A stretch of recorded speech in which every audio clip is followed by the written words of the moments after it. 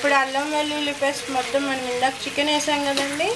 ఇప్పుడు కొంచెం మనం సిమ్లో దీన్ని కొంచెం మ్యాగ్నేట్ చేసినట్టు ఉంచాము. ఇప్పుడు ఒక 2 గ్లాసెస్ ఆఫ్ వాటర్ పోయాలి.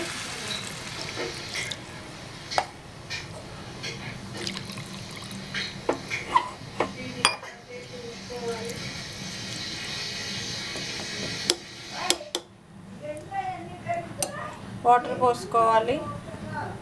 వాటర్ పోసిన తర్వాత మనము దీంట్లో ఉప్పు తగినంత, ఎవరికి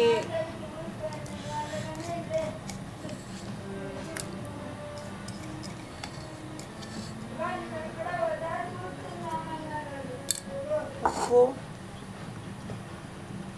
కారం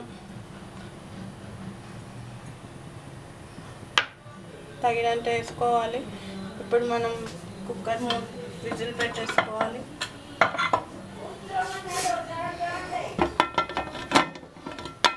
మనం ఇక్కడ ఇంకా గరం మసాలా వేయలేదండి. ఒక్కసారి కుక్కర్ మూత పెట్టేసిన తర్వాత చూసుకుని వేసి సిమ్లో పెడితే ఇంకా ఎక్కువ టేస్ట్ ఉంటుంది.